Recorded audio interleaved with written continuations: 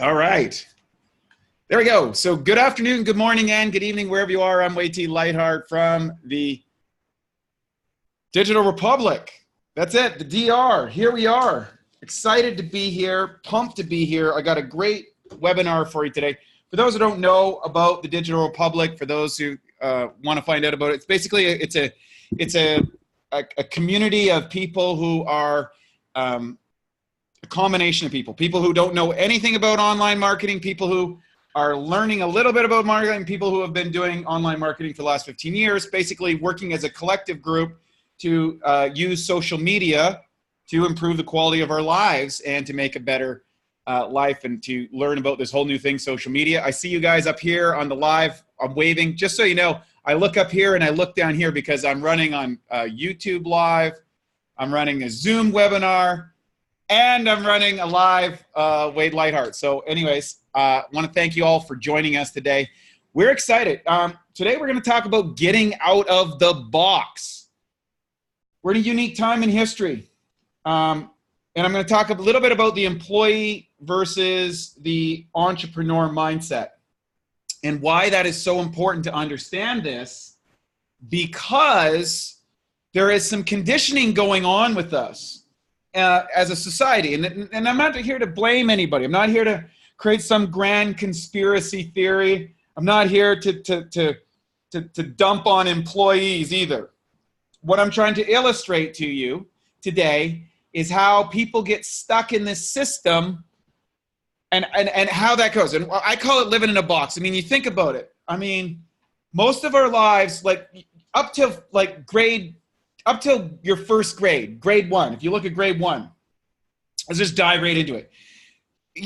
Before that, you learn to walk, you learn to talk, you learn to read probably, you learn to feed yourself, tie your shoes, all this stuff. You get to school, and then all of a sudden, everything gets kind of compartmentalized and boxed. And you go to school, and you're taught to listen to an authority. You're taught to sit at a desk.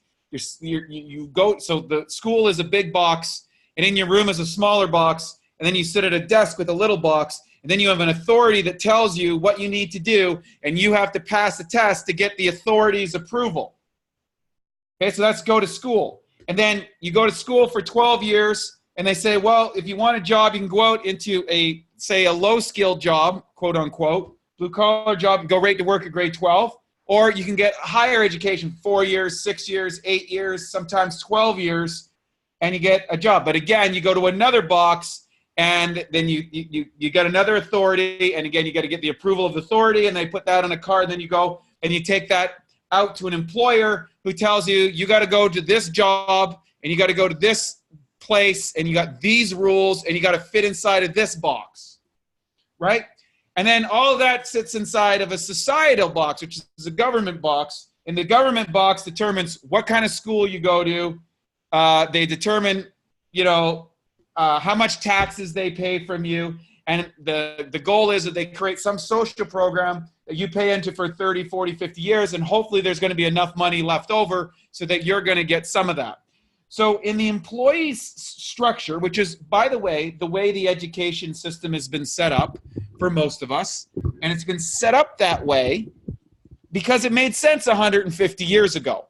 150 years ago, I think in 1895, the average person in North America was living on something like $1 to $2 a day, and that 90% of the work was in factories, was in farms. People were growing their own food, these type of things. They kind of local communities and smaller. There was a guy that was maybe the blacksmith, and few people worked at the sawmill, but everybody had gardens. Everybody maybe did hunting or livestock or that sort of stuff. But that all started to change as urbanization and city and industries and factories. And so they realized that they needed to educate people on a new system. So they created the education system, which was designed to take ordinary people and to train them for the workplace today. And that was largely to go get a job and work for a company, and then and work in a city. And then, then eventually cities got bigger and homes got smaller. So you had to live in a box, travel in a box, to go to a box, to eat out of a box, to come home and watch a box. And that's how society was and has been for the last 150 years or 125 or whatever it is. So what does that mean for you? Well, it means that if you're listening to this, you're watching this, you are a product of the education system that set you up to be an employee. That employee means that you go to a box, you listen to an authority, you get a job, you listen to authority, and then ultimate authority is the government, which tells you, and at the end of this, you hope, you're trusting that your education, that your employer, and that your government is going to deliver on your promises, on their promises. Now think about that for a second. Now, we have a system that is designed to make you dependent on the authority's approval in the hopes that they're going to be able to deliver. But here's the thing. Here's the reality. The teacher oftentimes is frustrated with the education system that they can give you. They know that the education system isn't delivering the way it needs to. They know that. I got friends who are teachers. They're frustrated. They're tired with the paperwork. They understand that there's kids getting left behind. There's kids who are excelling, who are not getting the teaching they want. There are people with special needs. There's all this problems in the current education system because it's not adapting fast enough to the marketplace. We'll get to the entrepreneur in a minute. Then you get to the workplace, the job. Well, it used to be you went to the same factory or the same mine or the same farm or the same local sawmill that your dad did and your grandma did and all that stuff. But businesses come and go nowadays. It's not the same old thing. Whole industries are wiped out. In fact, I've quoted a lot at the book Homo Deus by Yuval Noah Harari, said that 47% of the jobs that exist today won't exist in 2033. Well, that's not a big deal when you think about it because technology is always replacing jobs. At the turn of the century, 90% of people worked on farms, and now less than 2 or 3% work on farms. Is everybody out of work? No. Technology creates new jobs and new works and new experiences. So that's not necessarily a negative, although it's a negative if you're expecting that your job is going to last for the next 50 years because it probably, it's a flip of a coin that it's not going to make it. If you do a little due diligence, you'll probably find out that, you know what, it's highly unlikely. If you're driving truck or driving taxi or in a delivery job, yeah, probably not going to work out. If you're in a basic research job, probably not going to work out. You know, things like that. If you're an order taker on something or a paper pusher on somewhere, probably not going to work out. So you have to look at these things inside of the old system of the education system, you know, where you go to school, you get a job, and you pay your taxes, and then you hope that you get Social Security at the end of the trip because employers nowadays aren't putting the pension funding that they used to. They can't do it. And the education system is dealing with a lot more people than they used to 50 years ago. So these are the problems because that have emerged out of an education that it's a system that is not developed. And the problem is when you listen to your parents and you listen to your friends and you listen to the people who have been conditioned on that system, including many of the politicians who are setting policies or trying to solve problems. They're trying to solve problems with a paradigm that doesn't work in today's world. And we all kind of know this. We kind of know that what they're talking about on TV and what they're talking about in classrooms and what they're talking about at the cooler, let's say at the office, you know, it doesn't work. It's not designed to work because it was a system designed for 150 years ago. And it worked for maybe 100 years, but now it doesn't. It doesn't work.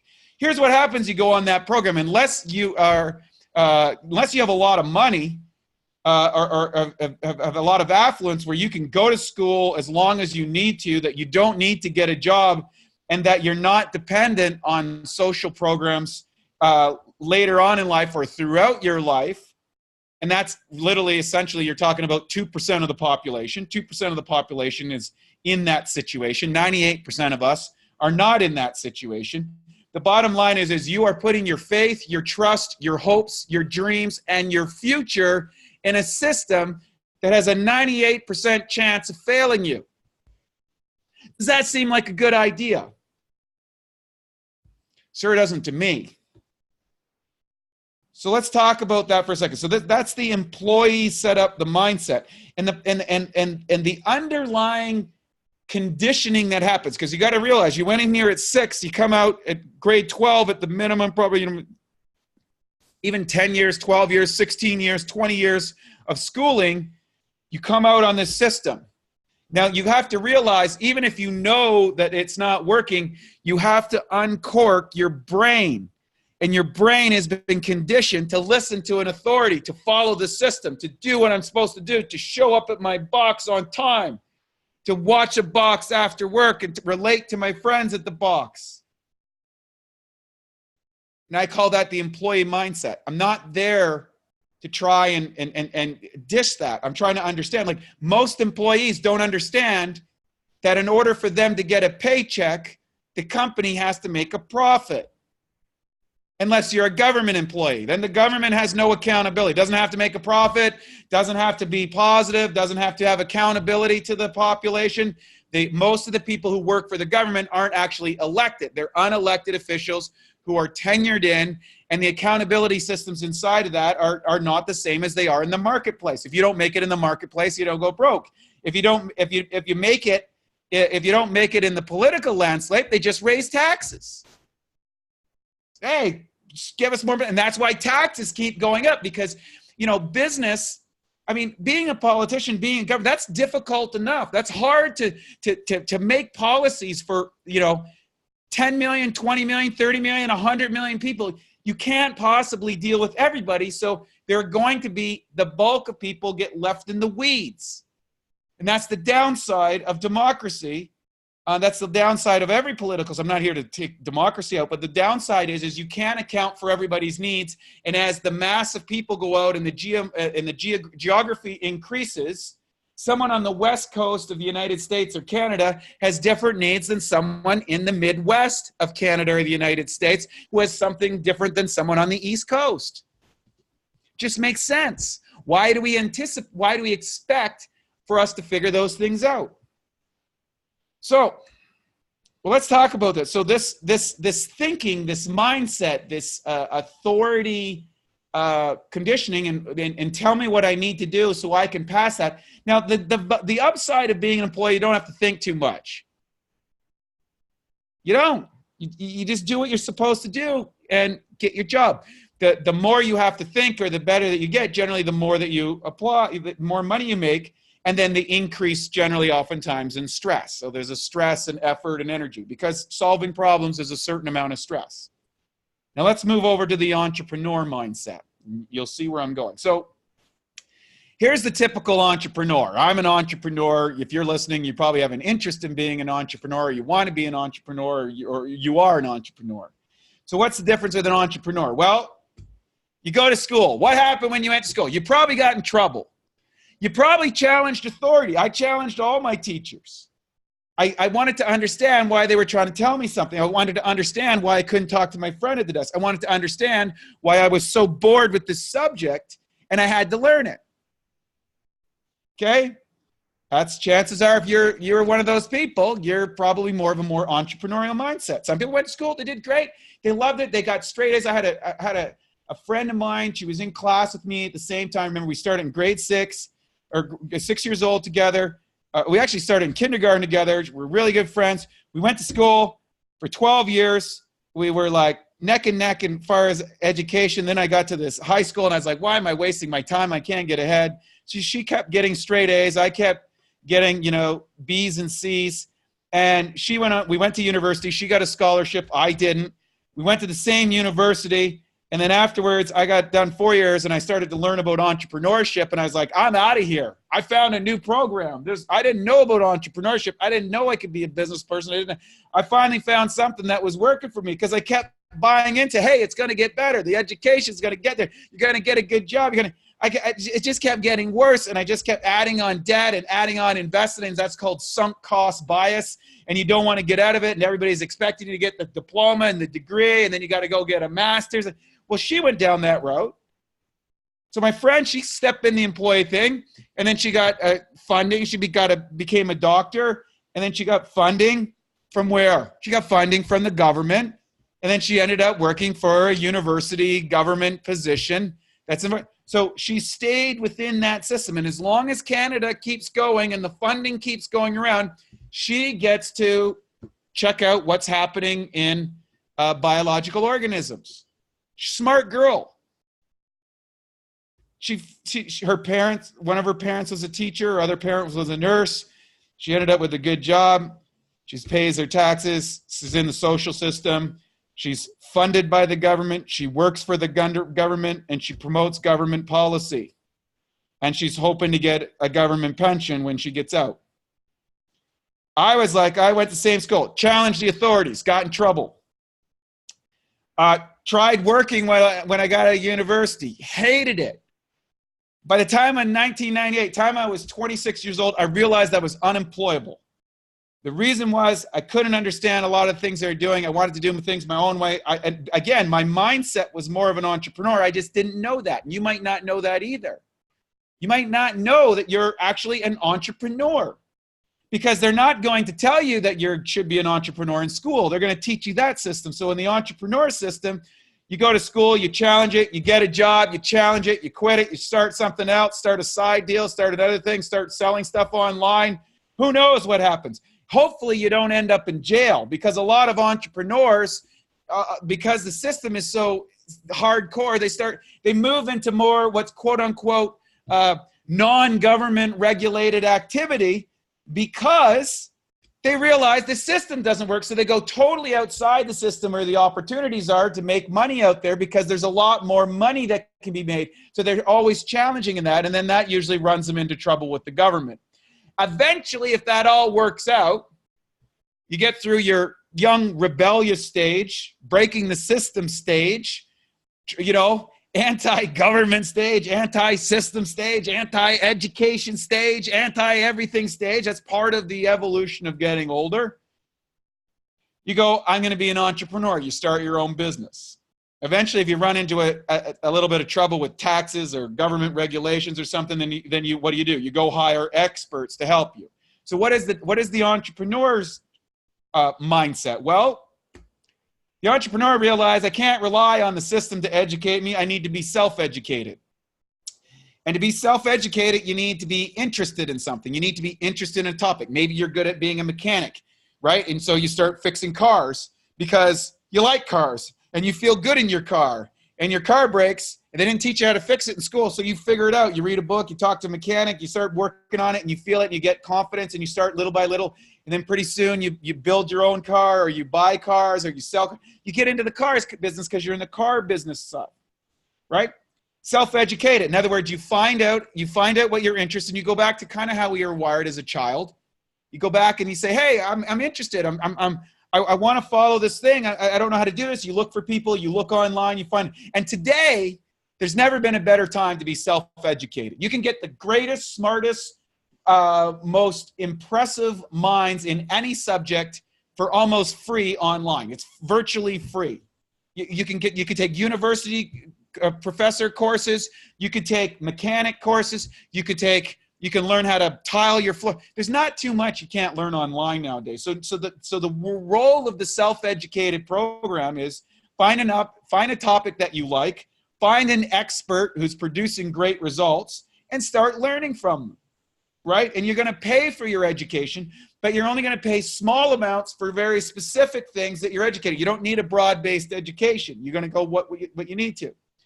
So what happens is over time, you realize something as an entrepreneur. That as an employee, you want to avoid problems, because problems mean you're in trouble with the teacher, you're in trouble at your job with your boss, or you're in trouble with the government. Somehow you didn't fit within the rules. For the entrepreneur, you look for problems, especially if you know how to solve that problem. Because if you've got a problem, so for example, let's take that car person. You got the car person out there, they're working on a car, they're fixing these things, they're following these stuff, and they're like, oh, wow, what's going on here? I'm into this, and people come to them and say, hey, do you know how to fix my car? Well, yeah, I fixed the starter on my car, or I fixed the fuel pump on my car, or whatever. Since someone says, well, hey, I don't know how to fix it. Well, I'll pay you $100 to fix that. You go, sure, no problem. You go over to the house, you fix it up, it's $100. You just made money. You didn't get a job. You didn't have a pension. You just made $100 because you knew how to solve a problem. Aha, light bulb goes off. You go, wait a second. I know all my friends have cars, and every car at some point breaks down. And if I know how to solve that problem, my friends will bring the car to me to fix it. And if I'm really good at fixing my job, if I'm really competent at my job, the job that I decide to do, I'm going to get more people that's going to come around. They're going to tell their friends. They're going to tell everybody. Everybody's going to get onto this party called the car fixing problem. It's amazing.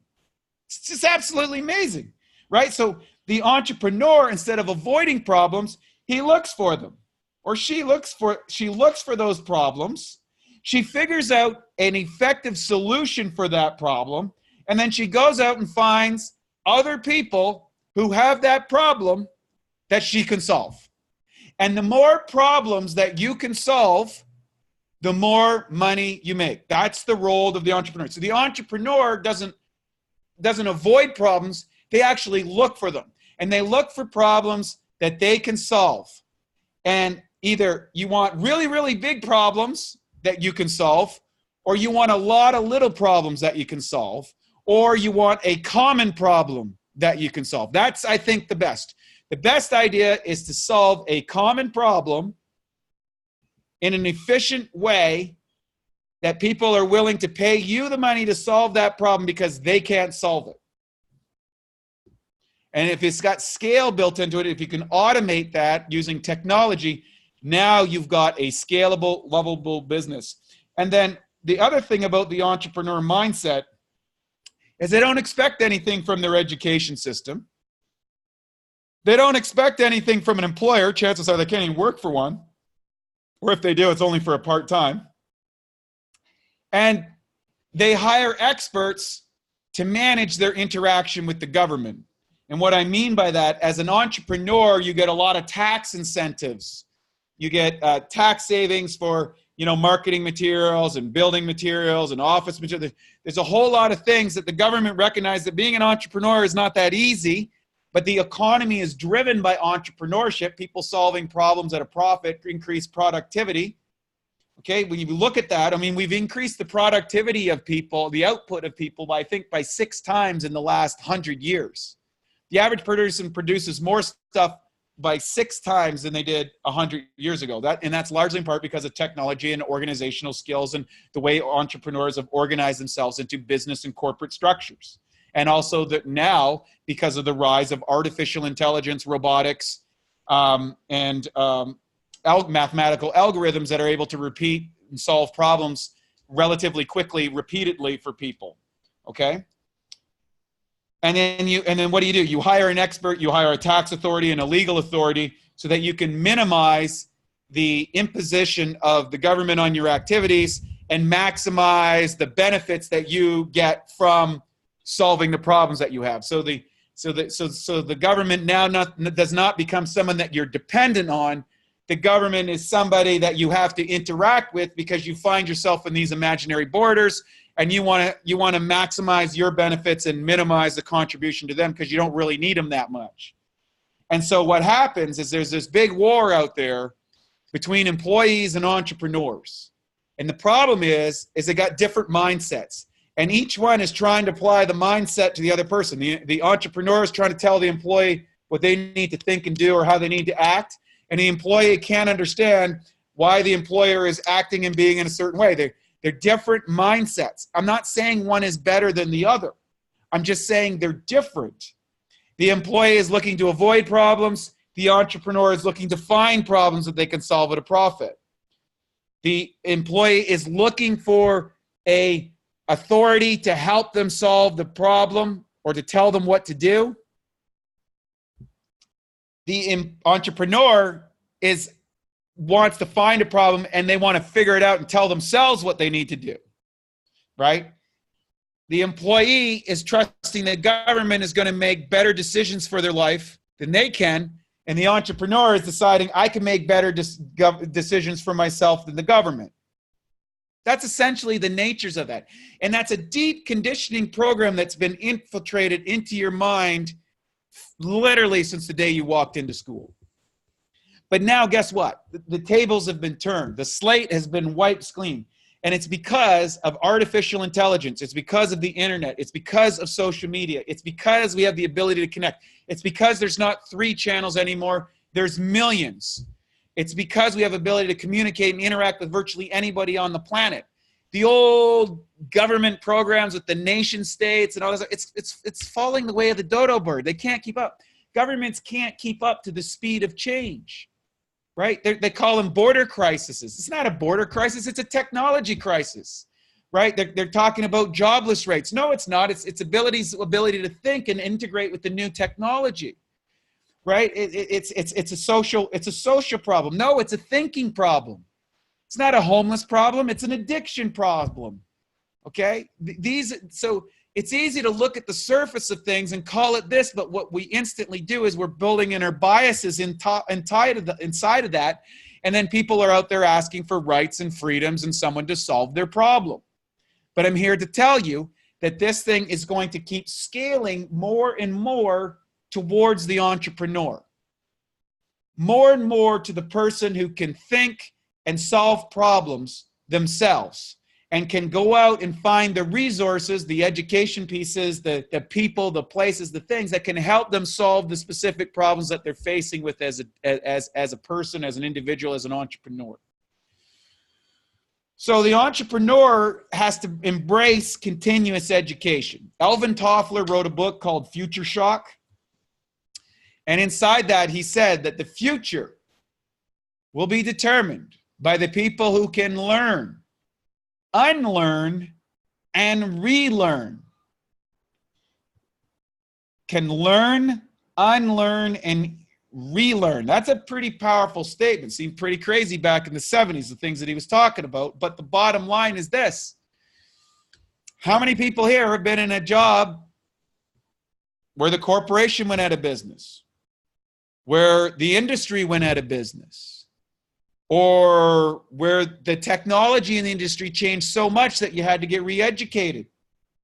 Well, this is happening more and more and more because the rate of technological change is growing exponentially faster than our government-controlled education, our employee workforce training. They can't compete because these are big, large organizations with complex problems dealing with a lot of people. And so what happens is wages are staying stagnant, bureaucracy's going up, yet where technology is providing us the greatest opportunities that's ever existed in mankind, yet 98% of the population is missing out on these changes because they're caught in the old mindset. They're stuck in the paradigm. They're thinking in a box. They're staring into a box. They're eating out of a box. They're living out of a box. Their mind is in a box. And the thing is you're a genius. You proved that you were a genius by the time you went to school. You figured out the most complex motor skill there is on the planet, walking. You figured out whatever language that you were born into, right? Think about that. You figured all that out. How did you do it? Somebody gave you a lot of love and a lot of attention, a lot of education. But the bottom line is, in today's world, you got to embrace continuous education. You got to look for profitable problems to solve. You can expect no help from public authorities. And you'll find that all of your help will come from private authorities. People who are private people who have solved that problem, who will be telling you about it through a channel such as this. So the entrepreneur mindset, and I do believe that we are living in the age of the rise of the entrepreneur, goes out and hires specific authorities to help them solve the specific problems that they need to solve related to their business. And the bigger and bigger that your organization gets, or the bigger and bigger your business, the more complex that organism is going to take, the more complexities that you're going to have to solve inside of that, and the more expertise and the more technologically dependent your business is, the more you're going to have to spend on that learning curve to keep up with the changes that are happening. That's how the entrepreneur has to think. So what happens if you're stuck in an employee mindset? Well, what happens if you're working at a job and you're suffering? What happens if you realize there's not enough money at the end of the month? And maybe you've worked for somebody your whole life. Maybe you work for another company. Maybe you've been in school your whole life. Maybe you've gotten a degree. Maybe you got student loan debts. Maybe you've done all the education stuff, but you can't find a job in that field, and you're struggling to get along in life, and you don't know what to do. And what I'm going to say to you, and then what happens is a lot of people like that they'll start a job. They'll open up a business, whether it's a brick and mortar business or it's a digital click and order business. Okay. And they start out and they're all excited. It's like the new course in September. We got the new course and we're going to get excited and we're going to get activated and we're going to get like business cards and we're going to register our business and we're going to get brochures and we're going to get a briefcase and maybe some new duds, and you're going to get all the symbols of being an entrepreneur, because that's what they taught you about entrepreneur in schoolship. There's a definition about it. There's an understanding of what an entrepreneur is. You've got some perceptions. Maybe you watch Suits or Billionaires. You're supposed to wear a corporate suit, supposed to walk in, look real important and talk tough, right? Right? Isn't this what we learn? Because where did you learn about entrepreneurship? You watch TV. And on the TV, the guys was wearing the suits and the girl was wearing the power suit, and they were wearing probably a sponsored Chanel bag, or they were wearing they were driving a certain type of car that represented a status, because that's what movies were teaching you. So you don't realize how deep the conditioning is. The conditioning is really, really, really deep. Okay? Your impression of what an entrepreneur is all of those things. The collective promotion of Hollywood, through television networks, through the education system. And then your RAS is looking for an identity that matches what an entrepreneur is. So you go out and get all the symbols of entrepreneurship. You get the office, you get the car, you get the outfit, you got the titles on the thing, you got the briefcase, or you got the purse, whatever. You go to the right spots, you're part of the associations, you got registered and all this stuff. But you know what? You haven't solved any problems. In fact, you probably just added to it, because you just added a whole bunch of money so that you would look like an entrepreneur, but you don't really know what an entrepreneur is because you've never been one. And what you learned about is what supposedly an entrepreneur looks like. But a real entrepreneur is out there solving problems at a profit.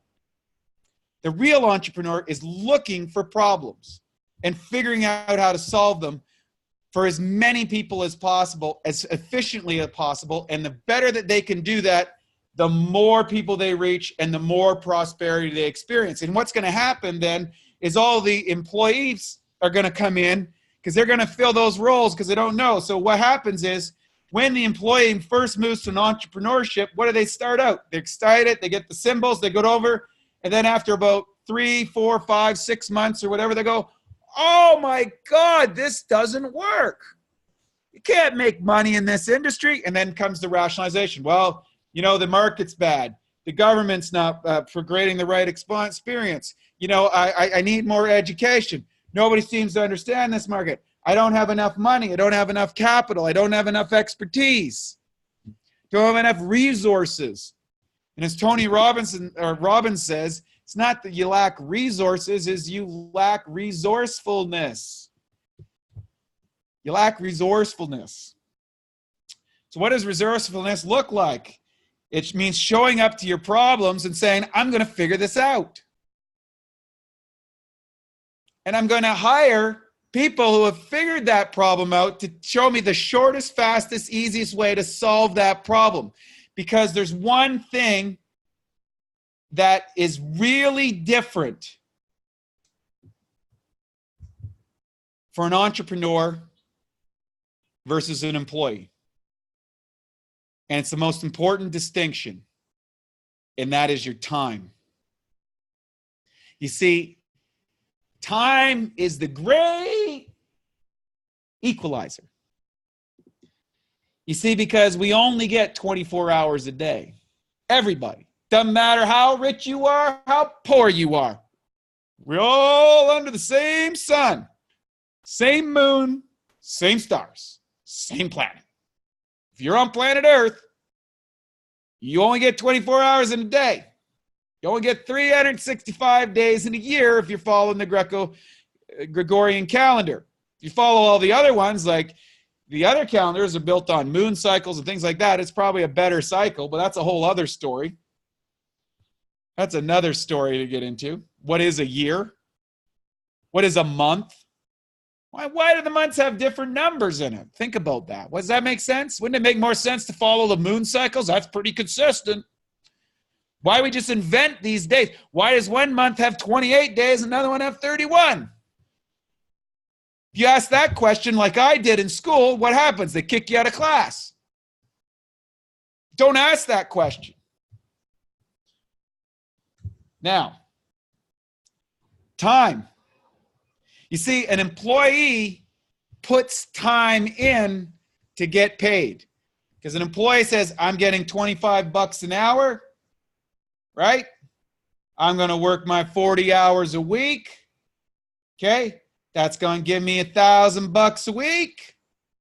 That's going to give me approximately $4,250 a month. Why? Because there's there's 22 and a half working days on average per month. Let's say you're going to take 2.5 days off. You're only going to work, you're going to get $4,000 a month average. Then your tax bracket, let's say that's 35%.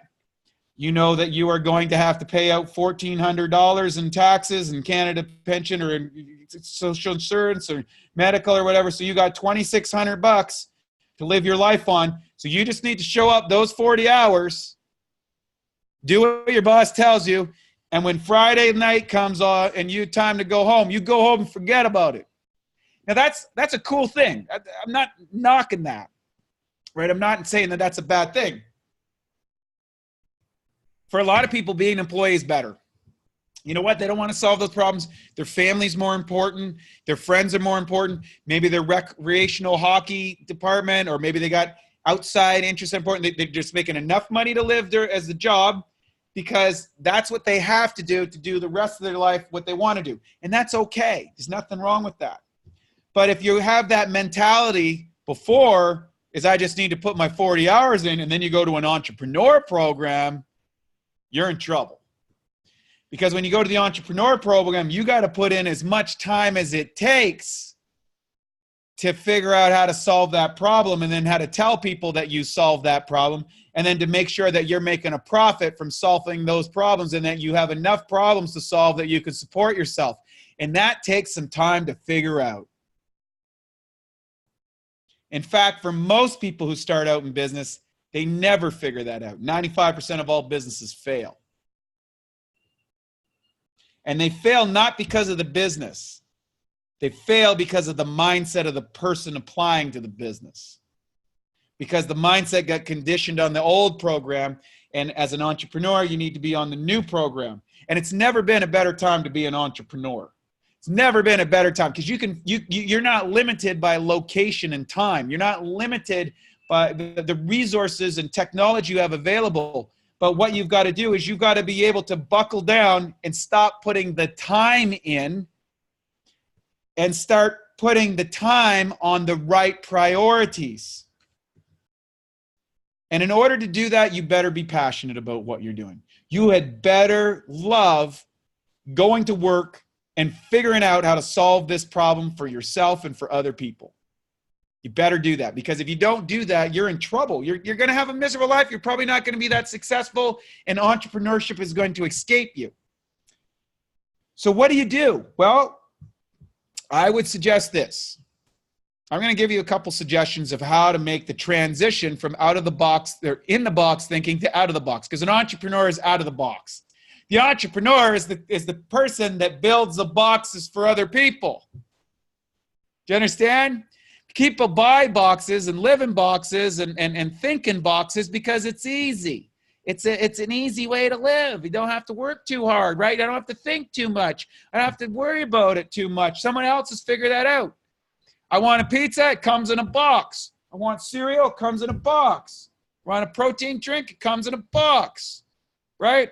Want to take a ride to the airport? Just get in a box, right? And so, but the people that put those boxes together were probably entrepreneurs that know, hey, there's a lot of people who've got that kind of, I want this solved mindset, and I just pay money so I don't have to worry about it and get my time back. So coming back to that equation of time, the entrepreneur has to dedicate his time to the key elements that are going to produce the most amount of results and ignore the things that aren't. And the employee is trying to put in the time and get the work done that he's established in the time that they're in. That's the difference between the two. An entrepreneur might have to stay up all weekend long working on something really, really difficult. An entrepreneur might have to pay to fly to the other side of the world to go to a course that they paid for and stay in a hotel and spend 12, 15 hours a day for an entire week working with someone to work on how to solve the problems in the business and come back home and start applying that. So they spent $10,000 to figure out how to solve a problem, where an employee, the company would pay to fly them to an event to get figured out. They get paid for that, and then they come back and then they solve that problem. That's the two differences. Well, then why do you think that the most wealthiest people in the world are entrepreneurs? Because the few, the 2%, the 2% that figure out that stuff and develop the mindset of an entrepreneur and develop the mindset of how to think things out and to solve problems and to dedicate their time to the most important things and ignore the things that aren't important are the people that make it and the people who become successful. And in order to do that, you've got to recognize that you've been conditioned on an old program and you need to recondition your mind on a new program. And the new program is this. Number one, you need to embrace continuous education. And that means you are going to have to book time aside every single day or every single week where you are learning about your business, your industry, and better ways to do it, because it's a very, very competitive marketplace, okay? Very competitive, right? There's other people trying to solve the same problems that you are. So you're not only do you got to solve the problems, but you're competing with the other people. So you need to be on top of your industry. So are you dedicating at least 1 hour a day to learning about your business, things related to your business? And ideally, you want to prioritize that, okay? Number two, you need to find people to model in your industry or related to your industry that you can learn a basic daily operating system. What is that? A daily method of operation or daily operating system, so that you are able to manage your time in a way that you select that you're spending time on the right problems and not spending time on the wrong problems. Now, the best way to do that is to find people that have been successful in the area that you're doing, that you can mentor under, that you can learn from, that you can get an education from, or that you can pay to say, hey, you know what? Here's how you set up your schedule. Here's how you set up. Here's how you solve this problem. These are the, or you get the resources. People, big thing nowadays, going to mastermind groups. You go to mastermind groups with other entrepreneurs who have similar problems to yourself. You exchange ideas, and the guy says, yeah, I had that problem too. This is how I solved it. You get that information, and you save what? Time. Because time is money, right? So number one, so you get continuous education. Number two, you get expertise. Number three, you prioritize your schedule.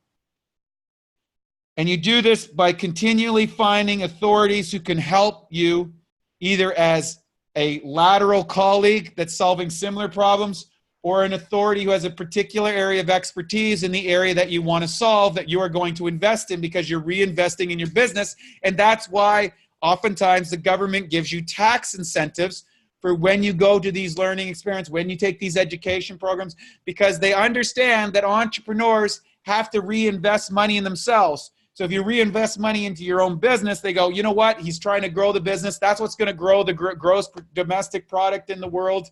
We're going to regulate over here to help the people who kind of get slipped through the cracks and try to run the systems and all that stuff, while the entrepreneurs go out there and change the world.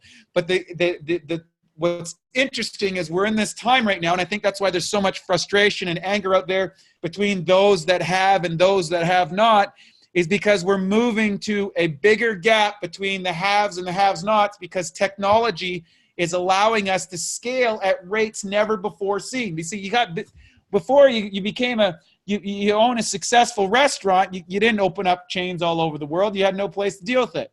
You became a successful hotel person, you had one hotel, not a chain of hotels. If you became a successful factory that you built crackers, you just had that factory, and that factory is in town for 50, 60 years. Well, now, in order to survive in the global marketplace, as soon as you solve that problem, you got to kind of scale that up. Because if you don't, someone's going to walk in your place, see your business, duplicate it, replicate it, get some investor money, scale it up bigger, broadcast it. The next thing you know, your little coffee shop is competing with a giant multinational corporation that has hundreds of times more resources than you. And that's what's happening in retail. That's what's happening in the online space. And it's all because of technology and the way things are going, because the smartest entrepreneurs in the game are using technology to scale their business infinitely, or virtually infinitely. That's why social media is so powerful. That's how there is over 2.3 billion people on Facebook in a company that didn't exist 20 years ago. That's how Google became the dominated search engine in the world. That's how Amazon is able to sell more products than all of retail in the United States. That's how Netflix was able to squash a company of Blockbuster who could have bought them for $50 million. Think about it. Because they're building scale into the system when they have technology. So you have to determine a couple of things as an entrepreneur. Number one, how do I set up my, I'm beyond Canadian, the continuous education, but you got to look at the priorities. Number one, what do I want out of this business? I want you to write this down right now. What do you want? Write this down. What do I want out of this business? Then I'm going to ask you another question. Why do you want that? So you might even want to start that, the Simon Sinek, where you start that. Why do I want to do this business? What does it mean? Do I want freedom? Do I want income? Do I want for your boss? Do I want contribution? Why am I doing what I'm doing? Am I passionate about helping people? Am I frustrated about something? Why? Right? Okay, and then what? Okay, what are you going to do? What are you going to do with your time? What are you going to do with your schedule? How are you going to organize your life? How are you going to prioritize your life? How much are you going to charge for your business? Do you want to make $1 million? Do you want to make $100,000? Do you want to be a billionaire? Do you want to be on Shark Tank? Do you want fame, fortune? Do you want houses? Do you want cars? Doesn't matter what it is. Why are you doing what you are doing? What's it all for? Look, I'm going to tell you something. I'm going to tell you a little secret. Daniel Kahneman, the university professor, proved that the happiness increase after $75,000 to $150,000 is minimal. So after you're making $75,000 to $150,000 a year, the happiness increase is minimal for the more money that you put up. So I would say this. The first goal of an entrepreneur should be to get to $150,000 a year that you can take home. And why am I saying that number? Well, because at $150,000, the scientists, the psychologists have figured out that your happiness is capped right there as far as income earning. So most people who are not earning $75,000 to $150,000, the number one priority, or the number one thing that the issue is, they don't have enough money to make the decisions they want to make. Once they get to $150,000, it's different. It's how much time am I going to make to do the things that I want to do? Okay? So ask yourself that question. How much time do I want to put into my business? How long am I willing to work to get to that $150,000 a year that's comfort? And then once I get to that, do I want something bigger? Do I want to change the world? Do I want to have another, what is impact? But you got to get, and so you need to be able to pay yourself, and you need to know how long you're willing to work. And most entrepreneurs don't really start making any money for 5 years. I'm not saying this to be negative. I'm not saying this to be, but I'm passionate about this because I'm trying to uncork the employee versus the entrepreneur mindset. So when you make that jump to an entrepreneur, you got to think about all these things. They didn't teach you how to think about these things in school. They didn't teach you to think about these things in your education program. They didn't teach you to think about this during the political campaign reality, because that's set up for the old paradigm, and the new paradigm is for the entrepreneur. So you need to figure out why you want to do it, what are you going to do, how are you going to get to $150,000, and then what is the mission beyond that, because you're going to want to increase your happiness. And you're not going to be able to do it with money. Most entrepreneurs who are wildly successful are driven by a curiosity and a passion and a vision for the future. They have a vision, whether that's to deliver a product or a service to as many people as possible. Maybe it's to help more people get out of the control mechanisms of being an employee, or maybe they want to just solve a particular problem that's plaguing society. They want to, fix diabetes, or they want to sell their, like, I got a friend he sells these things called an unbun, right? It's a gluten-free bun. People love bread. They can't eat bread because they're gluten intolerant. He figured it out, sells it. They sell these buns for like $5 or $10 each, one roll. But if you really want to roll and you can't have gluten, you're happy. And so he's solving that problem for people. People didn't even know it was a problem 10 years ago. So as an entrepreneur, number one, continuous education, an hour a day. Number two, you're looking for problems to solve. Number three, you're hiring authorities to give you the specific skills. Number four, you're building scale into the business, right? And number five, you're figuring out, how much do I want out of it? What am I willing to do? What's the mission? What's the goal? What's my role? It's a lot to think about. Now, when you start this program as an entrepreneur, you are going to have to condition this. You're going to have to find a way to get up and motivated to do this every day. And my suggestion, as you look at the great entrepreneurs, is do something that you're very, very passionate about. Something that gets you excited, so that you're willing to do the work without being paid in the first while. I got a company that me and my partner, we paid ourselves in supplements for 10 years. We worked for 10 years, hired a bunch of people, didn't pay ourselves. We paid ourselves in the products that we made it. That company's now making millions of dollars now, and it's doing very well, and it's very successful, but we didn't do it for the money. We did it because we were passionate about helping people. We're passionate about making a difference, and it led us through all sorts of journeys, all sorts of challenges, problems, pain, suffering, and triumphs. All of the above. It's going to be all of that. It's not all rainbows and unicorns if you want to be an entrepreneur or an employee. Hey, the human condition, as the Buddha says, it's suffering, man. It's hard to avoid. But you find relief, as Dr. Jordan Peterson said, is the suffering is going to happen in your life. But if you have the right set of meaning in your life, then you can make the suffering tolerable, because if the meaning's high enough, the suffering is manageable.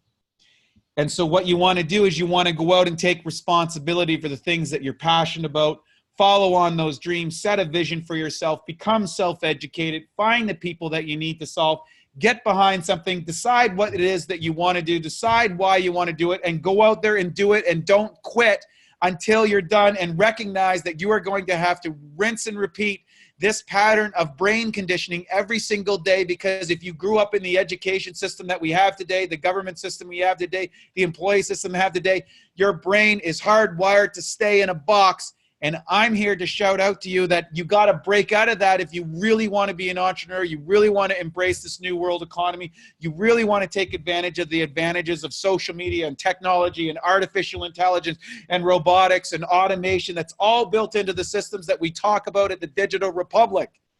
The Digital Republic is a group of capitalistic I would say, a commune of capitalists. It's a group of people who are collectively working together to solve the problems of today so that they can live the life that they want, or the life that wasn't being provided to them as an employee. So if you're happy being an employee, great. The world needs lots of employees. If you're frustrated as an employee, it's because you're really probably an entrepreneur. But the problem is, to make that jump, you're going to have to recondition your brain. And that's why we do these things every Monday night, live from the Digital Republic. That's why we have the online training system at the Digital Republic. That's why we are so passionate about teaching these paradigm-breaking systems that allows people like you and me, people that grew up in the system, people that got frustrated with the system, people that realized that the system wasn't going to fit for them, to jump on the Digital Republic and do something different, do something for yourself, get educated, move forward, become prosperous, help society, be abundant, share the wealth, solve problems, raise your families, have a great life. I hope you got a little bit of what I'm saying tonight. That's why we call it Live with Coach Wei T. Lightheart, Monday nights, 6 p.m. Pacific, from the Digital Republic. Lots of love. Take care.